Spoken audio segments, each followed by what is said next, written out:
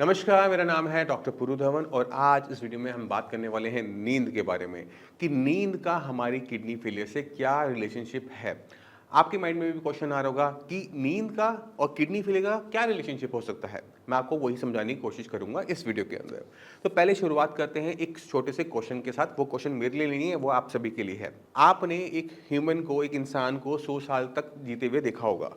क्या आपने किसी लोहे की गाड़ी को या फिर आपने किसी बिल्डिंग को जो लोहे की बनी है, सीमेंट की बनी है, ईंटों की बनी है, 100 साल ढंग से चलते हुए देखा है? नहीं देखा होगा। इसके पीछे कारण है कि ह्यूमन बॉडी में एक मैकेनिज्म होता है जिसमें हम रोज अपने आप को रिपेयर करते हैं और ये होता है एनाबॉलिक प्रोसेस की हेल्प से। जब हम छोटे से हम बड़े हो रहे होते हैं तो हमारी बॉडी में एनाबॉलिक एक्टिविटीज़ ज़्यादा हो रही होती हैं। इसी वजह से हमारी बॉडी ग्रो करती है टीनेज तक। टीनेज के जाने के बाद 30 तक 40 तक हमारी बॉडी एक स्टेबल में चलती है जहाँ पे एनाबॉलिक एक्टिविटी और catabolic activity almost same level की हो रही होती है, तो हमारी बॉडी बहुत स्टेबल रहती है। पर जैसे ही हम 40s को क्रॉस करना शुरू करते हैं हमारी बॉडी में कैटाबॉलिक यानी बॉडी की टूटन फूटन की, बुढ़ापे होने की जो प्रोसेस है वो फास्ट होना शुरू हो जाता है। और जैसे जैसे हमारी उम्र बढ़ती है कैटाबॉलिक एक्टिविटी ज़्यादा होती है और एनाबॉलिक बॉडी को बनाने वाली एक्टिविटीज़ कम होती है और हमारे शरीर के अंदर एजिंग होनी शुरू होती है। मगर ये उम्र के साथ है, मगर ये दिन के अंदर भी होता है। जैसे हम दिन में उठते हैं, काम करते हैं, बातें करते हैं, ये वीडियो देख रहे हैं, सुन रहे हैं, किचन में काम कर रहे हैं, ऑफिस जा रहे हैं, तो बॉडी में कैटाबॉलिक बॉडी के टूटने की एक्टिविटी ज़्यादा हो रही होती है। इसलिए शाम तक आपकी बॉडी बिल्कुल थक जाती है। आप एक ऐसा काम करते हो जिससे आपकी बॉडी अगले दिन बिल्कुल चार्ज मिलती है, वो है नींद। आपकी जब आप सोते हो तो आपकी बॉडी के अंदर एनाबॉलिक एक्टिविटीज़ बढ़ जाती हैं, इसलिए जब भी आप थकते हो, आराम करते हो, बॉडी एकदम रिचार्ज हो जाती है। तो ये जो साइकिल है डिस्चार्ज होने की और रिचार्ज होने की, ये बहुत इंपॉर्टेंट है। जब बॉडी डिस्चार्ज हो रही है तो उसे रिचार्ज भी पूरा चाहिए होता है और रिचार्ज कब होता है? जब हम सोते हैं। सोते समय हमारी बॉडी में एनाबॉलिक एक्टिविटीज़ बढ़ जाती हैं और यही हमको लंबा जीने की काबिलियत भी देती है।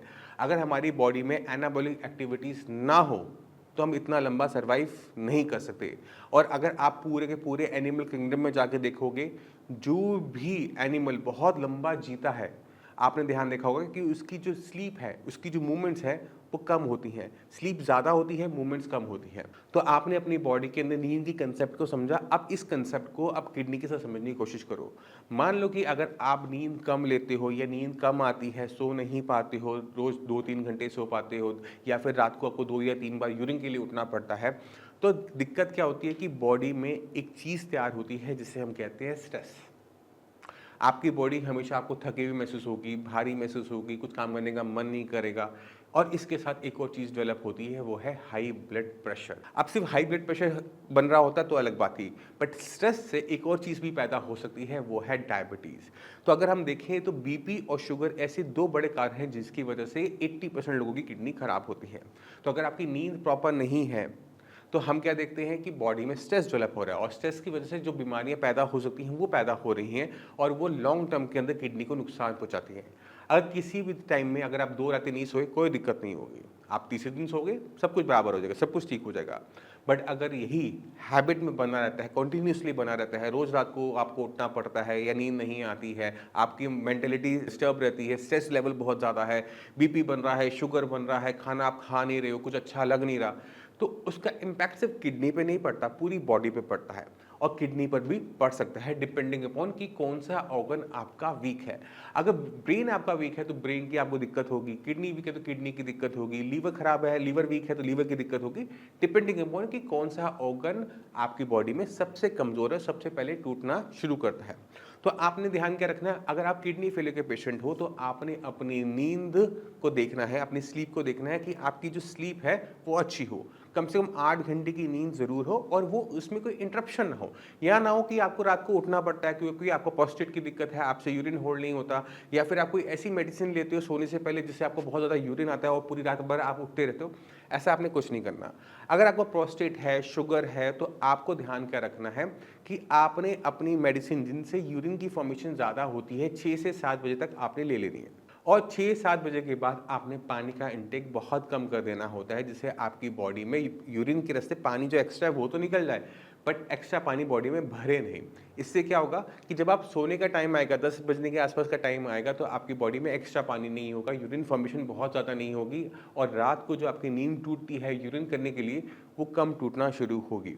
अगर आप अपनी शुगर लेवल को बहुत अच्छे तरीके से कंट्रोल करते हो तो भी आपके यूरिन फॉर्मेशन कम होनी शुरू हो जाती है, क्योंकि जब बॉडी के अंदर शुगर के लेवल्स बढ़ते हैं तो हमारी बॉडी ज़्यादा यूरिन को पास आउट करना शुरू करती है, क्योंकि यूरिन के रस से हमारी बॉडी शुगर को कंट्रोल कर रही होती है। क्योंकि शुगर हमारी जब पेशाब से निकल रही है, यूरिन से निकल रही है, तो हमारे ब्लड के अंदर शुगर कम हो रही है। तो इस मैकेनिज्म को कंट्रोल करने के लिए भी आपको अपनी ब्लड शुगर को कंट्रोल करना होगा। प्रोस्टेट की दिक्कत के लिए आप जो मेडिसिन लेते हो उसे दोपहर में लेने की कोशिश कीजिए, आपको कोई दिक्कत नहीं होती। और कोई और दिक्कत है, मान लो फिर भी आपको नींद नहीं आती, तो आपको उस पर काम करना पड़ता है। आपको देखना पड़ता है कि किस चीज़ से, किस मेथड से, किस मेडिसिन से, किस फूड सप्लीमेंट से आपको नींद डेवलप होती है। आपको वो चीज़ को अपने डाइट में, अपनी रूटीन में डालना पड़ता है, जिससे आपको नींद जो है वो डेली बेसिस पे अच्छे तरीके से आ जाए। अगर आप इतना कर लेते हो तो आपकी बॉडी में एनाबॉलिक एक्टिविटीज़ बढ़नी शुरू हो जाएगी, बॉडी की रिपेयर शुरू हो जाएगी। और किडनी को क्या चाहिए? जो खराब हो रही है उसे रिपेयर ही तो चाहिए, उसे एनाबॉलिक एक्टिविटी ही तो चाहिए कि आपकी बॉडी में एनाबॉलिक एक्टिविटी ज़्यादा हो। इसी वजह से हॉस्पिटल के अंदर विजिटिंग आवर्स बहुत छोटे होते हैं, आधा घंटा सुबह, आधा घंटा शाम। बाकी टाइम पेशेंट को हम अकेले रहने देते हैं, पेशेंट अपना आराम से रेस्ट करता है, सोता है, मैक्सिमम टाइम खाता है और सोता है, क्योंकि इससे हमारी बॉडी में रिपेयर वर्क फास्ट हो जाता है।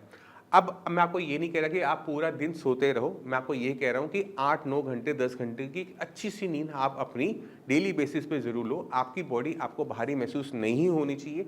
अगर बॉडी आपको भारी महसूस हो रही है, आपकी बॉडी में आपको दर्द महसूस हो रहा है, तो आप कुछ ना कुछ गलत कर रहे हो। आपको अपनी नींद को ठीक करना पड़ेगा, अपनी बॉडी के अंदर एनाबॉलिक एक्टिविटीज़ को बढ़ाना पड़ेगा, और तब हमारी बॉडी में एक ऐसा एनवायरनमेंट तैयार होता है जहाँ पर हमारी बॉडी रिवाइव कर पाती है। अब बॉडी की रिवाइव करने का मतलब है कि किडनी का भी रिवाइव करना, और वही तो हमें चाहिए होता है। तो मैं उम्मीद करता हूँ इस वीडियो से नींद के बारे में, स्ट्रेस के बारे में आप समझ गए होंगे कि किस तरह से प्रॉपर स्लीप ना लेने से बॉडी में स्ट्रेस डेवलप होता है, उससे बीमारियां होती हैं और उससे हमारी बॉडी में कैटाबॉलिक एक्टिविटीज़ बढ़ जाती है, और जबकि हमें चाहिए एनाबॉलिक एक्टिविटीज़। तो फिर भी आपके माइंड में कोई भी डाउट है, कुछ भी पूछना चाहते हो, डॉक्टर्स अवेलेबल है, मैं भी अवेलेबल हूँ, मुझसे भी आके आप मिल सकते हैं। और इसी के साथ आप सबसे चलने की आज्ञा चाहूँगा। मिलते हैं अगली वीडियो में, तब तक के लिए नमस्कार।